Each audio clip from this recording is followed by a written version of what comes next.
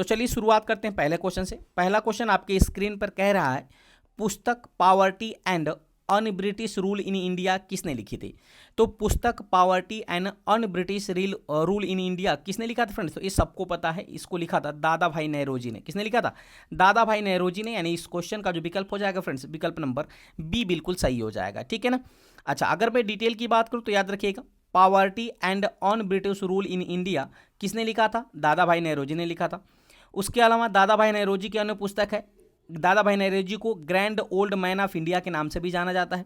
दादा भाई नेहरूजी को आर्थिक राष्ट्रवाद का जनक भी कहा जाता है। साथ ही साथ दादा भाई नेहरूजी ने अपने पत्र इंग्लैंड डेब्ड टू इंडिया में पहली बार भारतीय धन की निकासी के सिद्धांत को प्रस्तुत किया था। ठीक है ना। यानी धन बहिर्गमन का सिद्धांत दिया था किसने? दादा भाई नेहरूजी ने। तो ये भी चीज़ें आपको याद रखनी है। इसके अलावा दादा भाई नेहरूजी के अन्य पुस्तकों में देखें तो the wants and means of India, on the commerce of India, ये इनकी अन्य पुस्तकें हैं। तो फ्रेंड्स ये था डिटेल, क्योंकि कहीं से भी आपके एग्जाम में प्रश्न बन सकता है। ठीक है ना। तो उम्मीद करते हैं ये पहला सेशन या पहला क्वेश्चन आपको अच्छी तरह से समझ में आया होगा। आगे बढ़ते हैं अगले क्वेश्चन की तरफ। अगला प्रश्न आपके सामने कह रहा है कि poverty and un British rule in India नामक पुस्तक किसने लिखी थी? तो सिंपल सी बात है, दादा भाई नेहरूजी ने लिखी थी। यानी विकल्प नंबर सी बिल्कुल सही हो जाएगा। ठीक है।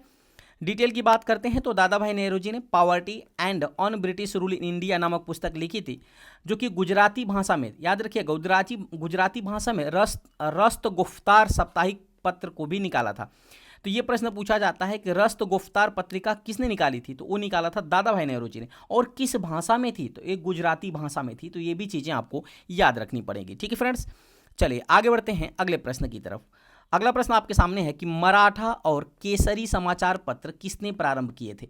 तो मराठा और केसरी समाचार पत्र की बात करें फ्रेंड्स, तो इसको शुरू किया था बाल गंगाधर तिलक ने। किसने किया था? बाल गंगाधर तिलक ने। यानी इस क्वेश्चन का विकल्प नंबर बी बिल्कुल सही हो जाएगा। ठीक है ना। अच्छा, आगे बढ़ते हैं। डिटेल की बात करें तो याद रखिएगा, बाल गंगाधर तिलक ने फ्रेंड्स दो समाचार पत्र की शुरुआत किया था। एक था मराठा, दूसरा थी केसरी। अच्छा, मराठा जो पत्रिका थी ना फ्रेंड्स, ये अंग्रेजी भाषा की पत्रिका थी। ठीक है ना। जबकि जो केसरी पत्रिका थी ये मराठी भाषा की। तो इसमें आप कंफ्यूज मत होइएगा। ठीक है ना। देखिए 31 बीपीएससी जे में पूछा गया ये प्रश्न है। आगे बढ़ते हैं फ्रेंड्स। अगला प्रश्न आपके सामने कह रहा है कि वंदे मातरम किस पुस्तक से लिया गया है? तो वंदे मातरम आप सबको पता है फ्रेंड्स कि वंदे मातरम किस पुस्तक लिया गया है? तो आनंद मठ से लिया गया है। यानी इस क्वेश्चन का जो विकल्प है, विकल्प नंबर ए बिल्कुल सही हो जाएगा। ठीक है ना। अच्छा, अगर मैं डिटेल की बात करूं तो वंदे मातरम गीत बंकिम चंद्र चट्टोपाध्याय के उपन्यास आनंद मठ से लिया गया था। आनंद मठ उपन्यास की पृष्ठभूमि सन्यासी विद्रोह पर आधारित थी। तो यहाँ से आपके एग्जाम में ये भी प्रश्न बन सकता है कि आनंद मठ उपन्यास की पृष्ठभूमि जो कि सन्यासी विद्रोह पर आधारित थी, यह किसने लिखी थी? या फिर कह सकते हैं कि इसमें इसके रचयिता वंदे मातरम कौन थे? तो ये थे बंकिम चंद्र चट्टोपाध्याय। तो ये भी चीज़ें आपको याद रखनी पड़ेगी। आगे बढ़ते हैं फ्रेंड्स। अगला प्रश्न आपके सामने है, कह रहा है कि सत्यार्थ प्रकाश किससे संबंधित है? तो फ्रेंड्स सत्यार्थ प्रकाश की मैं बात करूं तो याद रखिएगा, ये जो है ना, ये आर्य समाज से संबंधित है। किससे संबंधित है? आर्य समाज से संबंधित है। यानी इस क्वेश्चन का जो विकल्प हो जाएगा, विकल्प नंबर ए बिल्कुल सही हो जाएगा। ठीक है ना। अच्छा, डिटेल की बात करें तो सत्यार्थ प्रकाश स्वामी दयानंद सरस्वती द्वारा 1875 ईस्वी में लिखी गई पुस्तक है। इनका संबंध आर्य समाज से था। तो ये भी चीज़ें आपको याद रखनी है। इसके अलावा स्वामी दयानंद सरस्वती ने एक नारा भी दिया था, वेदों की ओर लौटो। याद रखिएगा, वेदों की ओर लौटो। तो ये भी आपको चीज़ें याद रखनी पड़ेगी। ठीक है ना। चलिए आगे बढ़ते हैं। अगला प्रश्न आपके सामने कह रहा है कि कौन सी पुस्तक डॉक्टर राजेंद्र प्रसाद द्वारा लिखी गई है? तो जो नीचे ऑप्शन दिया हुआ है, इसमें कौन सी पुस्तक है जो डॉक्टर राजेंद्र प्रसाद द्वारा लिखी गई है? तो फ्रेंड्स याद रखिएगा, इंडिया डिवाइडेड। इंडिया डिवाइडेड नामक जो पुस्तक है ना, ये किसके द्वारा लिखी गई है? तो डॉक्टर राजेंद्र प्रसाद। यानी इस क्वेश्चन का जो विकल्प हो जाएगा, विकल्प नंबर बी बिल्कुल सही हो जाएगा। डॉक्टर राजेंद्र प्रसाद को बिहार का गांधी के नाम से भी जाना जाता है। तो ये भी चीज़ें याद रखना है।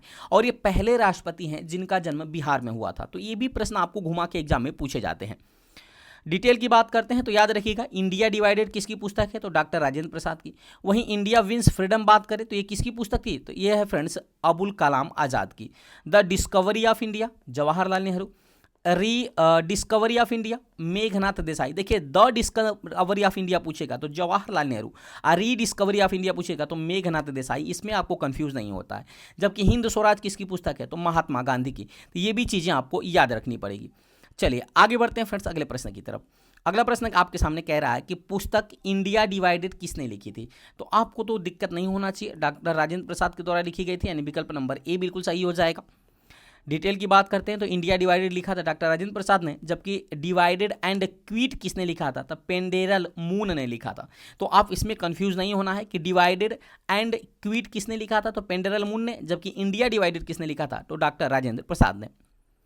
अगला प्रश्न आपके सामने फ्रेंड्स काफी अति महत्वपूर्ण प्रश्नों की श्रृंखला, कह रहा है कि अमृत बाजार पत्रिका का संस्थापक या संपादक कौन था। तो अमृत बाजार पत्रिका के संस्थापक और संपादक कौन थे, तो याद रखिएगा फ्रेंड्स वो थे शिशिर कुमार घोष। काफी अति महत्वपूर्ण प्रश्न, विकल्प नंबर बी बिल्कुल सही हो जाएगा। शिशिर कुमार घोष फ्रेंड्स जो है ना अमृत बाजार पत्रिका के संस्थापक और संपादक थे। डिटेल की बात करें तो अमृत बाजार पत्रिका शिशिर कुमार घोष और मोतीलाल घोष ने लिखी थी।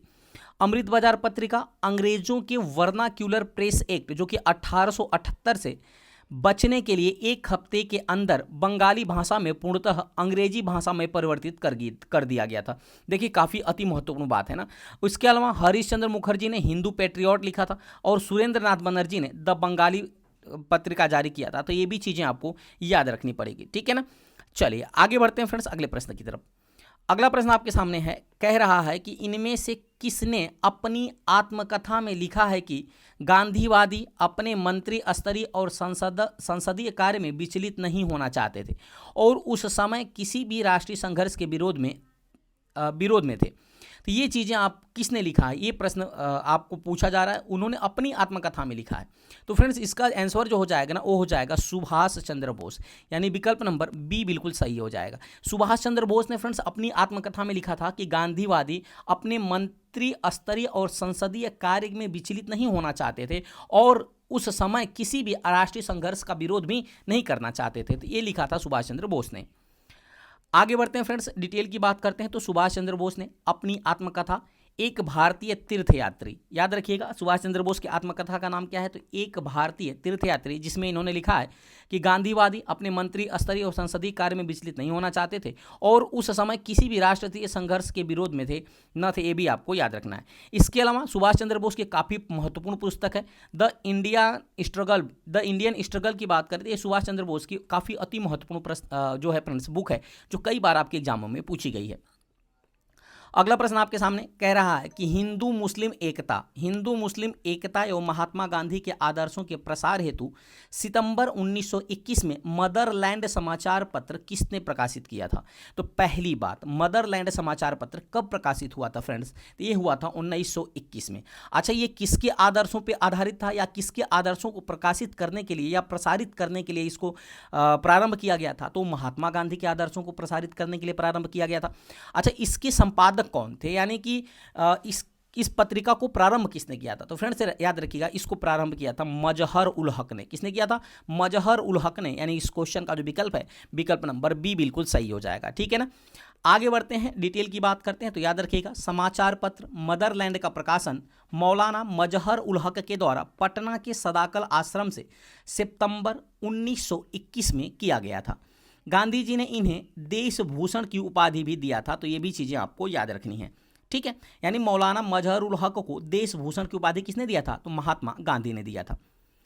अगला प्रश्न आपके सामने फ्रेंड्स बहुत ही अति महत्वपूर्ण प्रश्न है, कह रहा है कि नील खेतिहारों की दुर्दशा को दर्शाने वाली पुस्तक नील दर्पण के रचयिता कौन है। तो नील खेतिहारों की दुर्दशा को दर्शाने वाली पुस्तक नील दर्पण के रचयिता की बात करें तो वह है फ्रेंड्स दीन बंधु मित्र। कौन थे, दीन बंधु मित्र, यानी इस क्वेश्चन का जो विकल्प हो जाएगा विकल्प नंबर सी बिल्कुल सही हो जाएगा, ठीक है ना। अच्छा, डिटेल की बात करते हैं तो नील खेतिहारों की दुर्दशा को दर्शाने वाली पुस्तक जिसका नाम था नील दर्पण, इसके रचनाकार कौन थे, तो दीन बंधु मित्र थे। आगे बढ़ते हैं, अगला प्रश्न आपके सामने काफी अति महत्वपूर्ण प्रश्न, बहिष्कृत भारत जर्नल किसने शुरू किया था। बहिष्कृत भारत जर्नल ये फ्रेंड्स शुरू किया था, याद रखिएगा, बाबा साहेब अंबेडकर ने। किसने शुरू किया था, बाबा साहेब भीमराव अंबेडकर ने, यानी इस क्वेश्चन का जो विकल्प है विकल्प नंबर डी बिल्कुल सही हो जाएगा, जिन्हें संविधान का जनक माना जाता है, ठीक है ना। अच्छा, अगर मैं डिटेल की बात करें तो बाबा साहेब अंबेडकर ने बहिष्कृत भारत, मूक नायक, समता, जनता, ठीक है ना, Pakistan and the partition of India, E type के प्रश्नों इन्होंने लिखा है, यानी इस बुकों को इन्होंने लिखा है। बहिष्कृत भारत को लिखा है, मूक नायक लिखा है, Samata, Janata, Pakistan and the partition of India, इन पुस्तकों को इन्होंने लिखा है। तो ये भी चीज़ें आपको याद रखनी है, ठीक है ना। इसके अलावा अगर मैं इनके जन्म की बात करूँ तो इनका जन्म हुआ था 14 अप्रैल 1891 में महू यानी मध्य प्रदेश के महू जनपद में हुआ था। मृत्यु हो गई थी 6 दिसंबर 1956 में, दिल्ली के अंदर इनकी मृत्यु हुई थी। और ये जाति से क्या थे, तो महार थे। अच्छा, 1990 में सम्मान इनको दिया गया था, भारत रत्न से सम्मानित किया गया था। ये भी चीज़ें आपको याद रखना है, जो कि भारत का सर्वोच्च सम्मान है।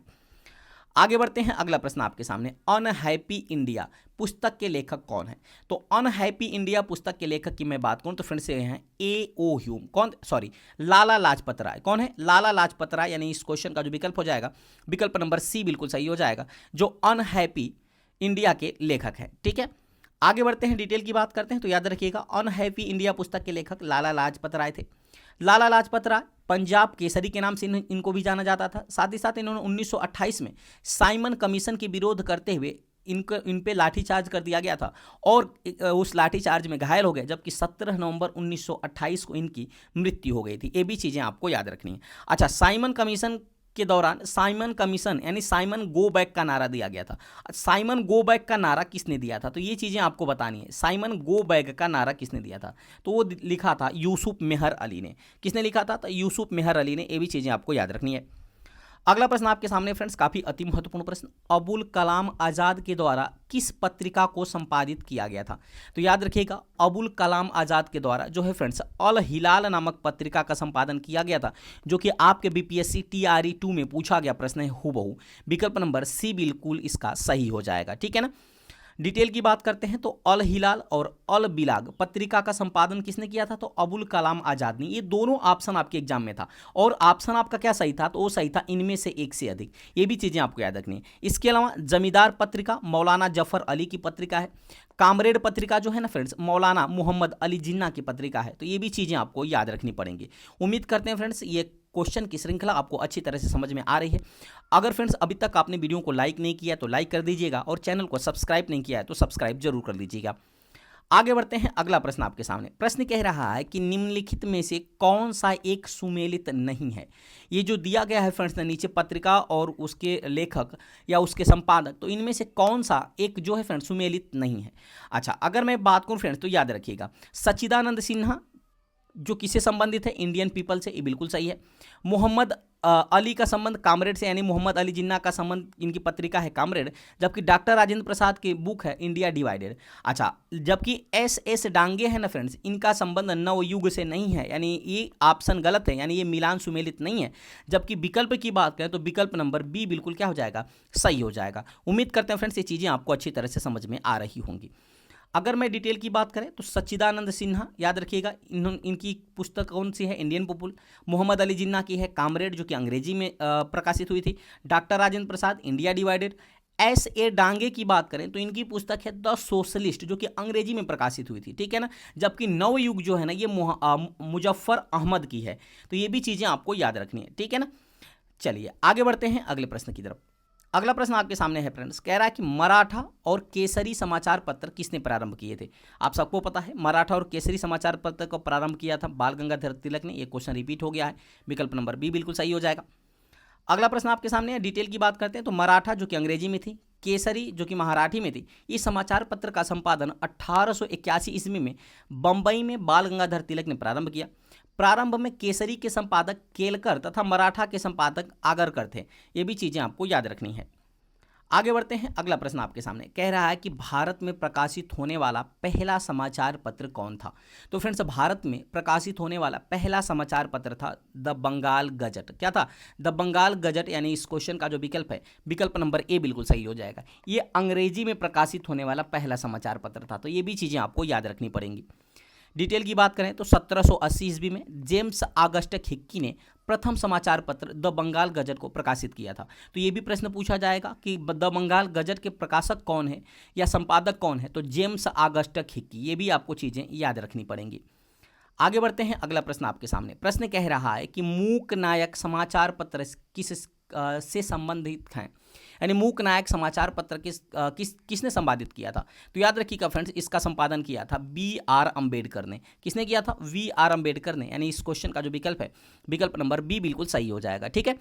आगे बढ़ते हैं, डिटेल की बात करते हैं। तो बाबा साहेब भीमराव अंबेडकर ने 31 जनवरी 1920 को मराठी पाक्षिक समाचार पत्र मूक नायक का प्रकाशन प्रारंभ किया था। तो ये भी चीज़ें याद रखनी है। आगे बढ़ते हैं, अगला प्रश्न आपके सामने कह रहा है कि राजा राम मोहन राय संपादक थे, यानी राजा राम मोहन राय किस पत्रिका के संपादक थे, ये आपसे प्रश्न पूछ रहा है फ्रेंड्स। तो याद रखिएगा, संवाद कौमुदी किसके संपादक थे, तो संवाद कौमुदी, यानी इस क्वेश्चन का जो विकल्प हो जाएगा विकल्प नंबर ए बिल्कुल सही हो जाएगा।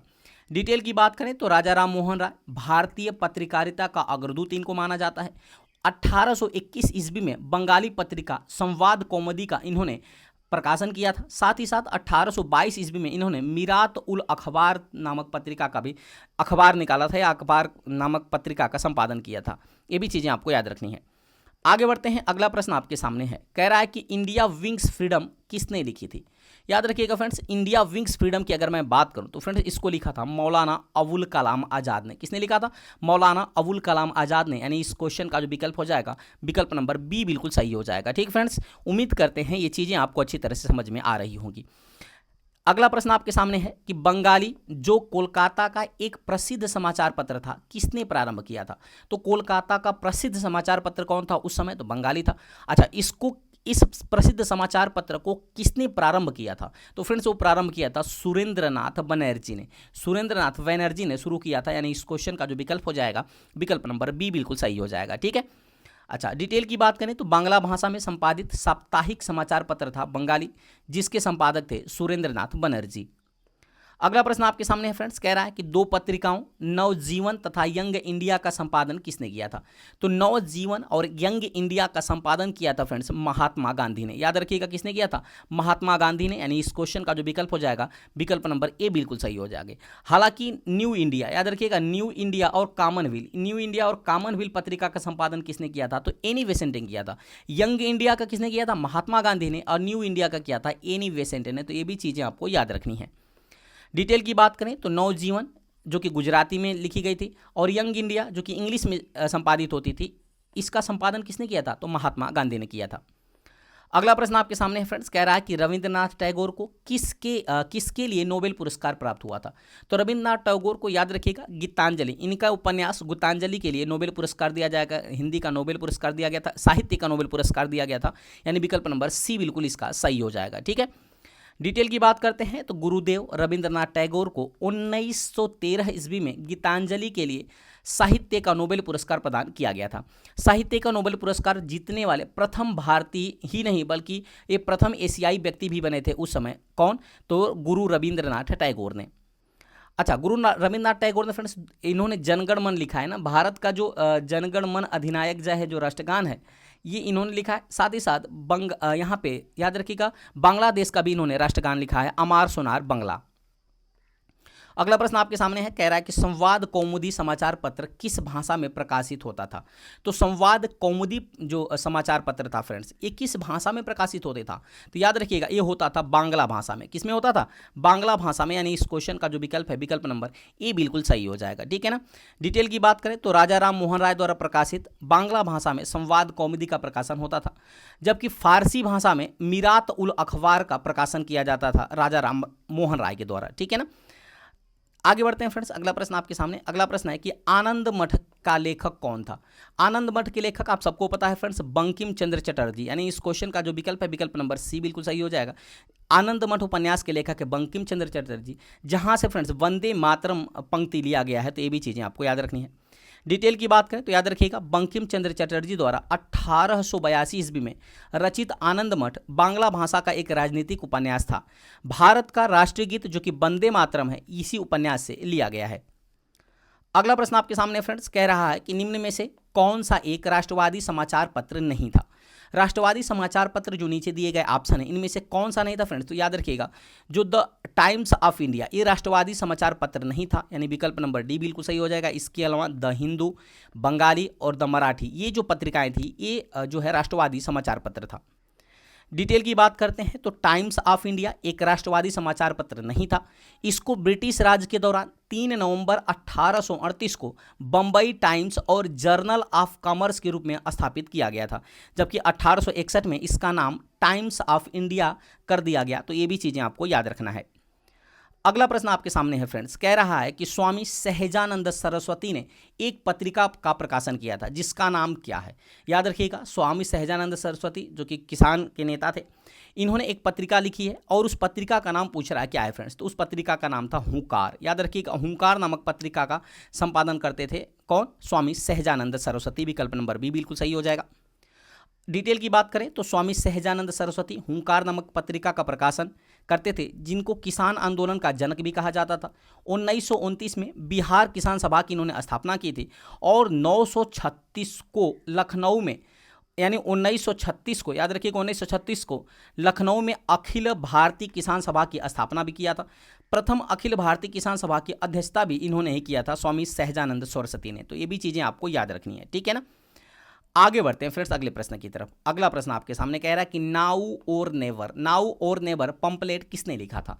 नाउ और नेवर पंपलेट लिखा था फ्रेंड्स रहमत अली खान ने। किसने लिखा था? रहमत अली खान ने। यानी इस क्वेश्चन का जो विकल्प हो जाएगा, विकल्प नंबर सी बिल्कुल सही हो जाएगा, ठीक है।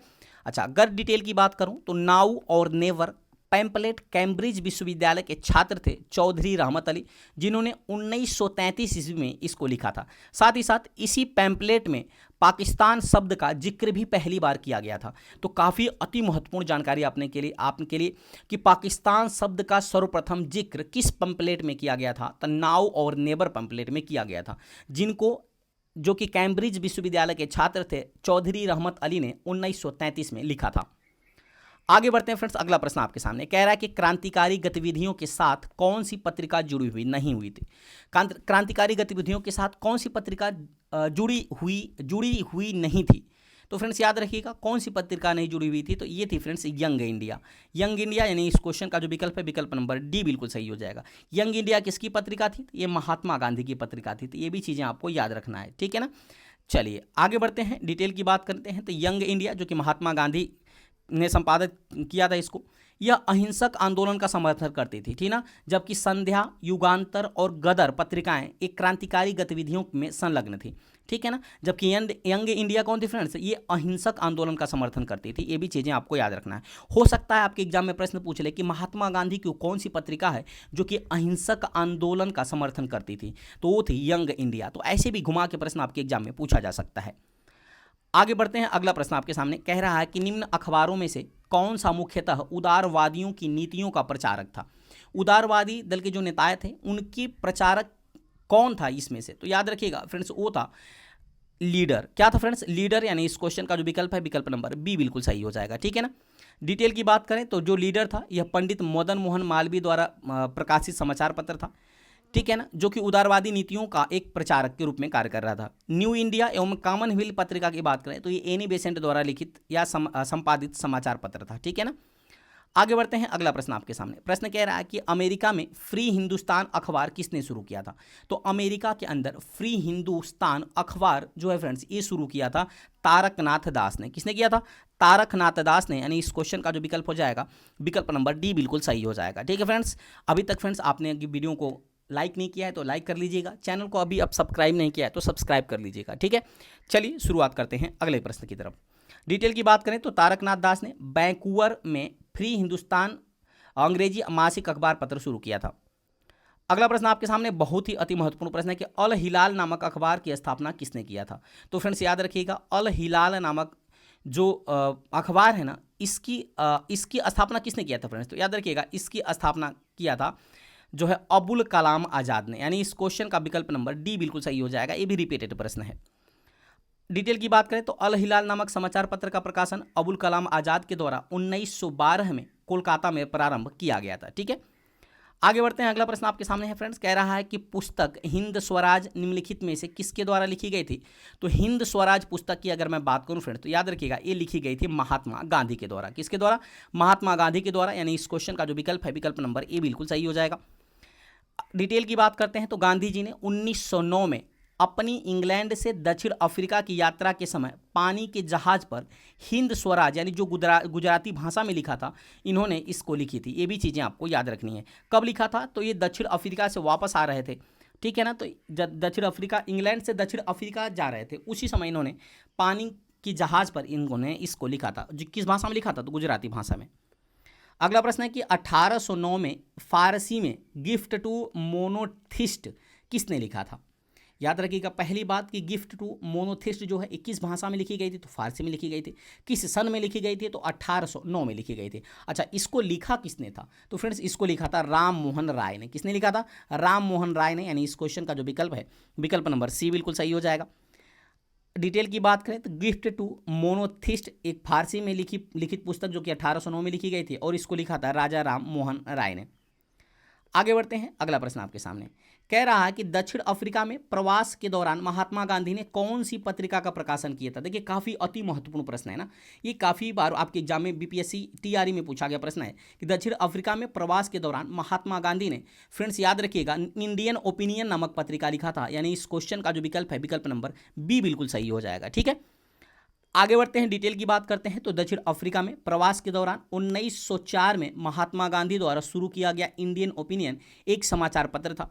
इसके प्रथम संपादक थे मनसुख लाल। ये भी चीजें आपको याद रखना है, मनसुख लाल नजर। अगला प्रश्न आपके सामने कह रहा है कि निम्नलिखित में से कौन सा युग्म यानी संपादक और समाचार पत्र का सुमेलित नहीं है। तो याद रखिएगा फ्रेंड्स, ये कौन सा युग्म सुमेलित नहीं है, तो ये जो है ना, ये डी ऑप्शन जो है ये सुमेलित नहीं है। जो न्यू इंडिया और कॉमनवेल्थ, ये महात्मा गांधी की पत्रिका नहीं है, बल्कि ये जो है फ्रेंड्स, ये किसकी है, तो ये पत्रिका है, याद रखिएगा, एनी बेसेंट की। किसकी पत्रिका है, एनी बेसेंट की है। ठीक है ना।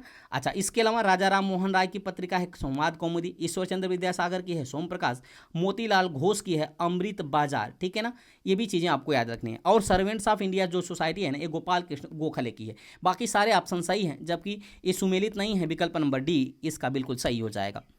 आगे बढ़ते हैं, डिटेल की बात करते हैं। संवाद कौमुदी किसकी है, तो राजा राम मोहन राय की, सोम प्रकाश, ईश्वरचंद्र विद्यासागर, अमृत बाजार पत्रिका Motilal Ghosh, servants of India society Gopal Krishna Gokhale, जबकि न्यू इंडिया और कॉमनवेल्थ किसकी है, तो एनी बेसेंट की है। अगला प्रश्न आपके सामने फ्रेंड्स कह रहा है कि निम्नलिखित में से किसने इंडियन ओपिनियन नामक समाचार पत्र आरंभ किया था। तो इंडियन ओपिनियन नामक समाचार पत्र किसने प्रारंभ किया था, ये सबको पता है, महात्मा गांधी ने शुरू किया था। ये किस भाषा में थी, तो ये गुजराती भाषा में थी। और इसको कब लिखा था इन्होंने फ्रेंड्स, तो कब, प्रवास के दौरान, यानी किस प्रवास के दौरान, तो दक्षिण अफ्रीका प्रवास के दौरान लिखा था महात्मा गांधी ने। ठीक है, डिटेल की बात करते हैं। तो इंडियन ओपिनियन समाचार पत्र 1904 में गुजराती, हिंदी और तमिल तथा अंग्रेजी में महात्मा गांधी द्वारा प्रारंभ किया गया था।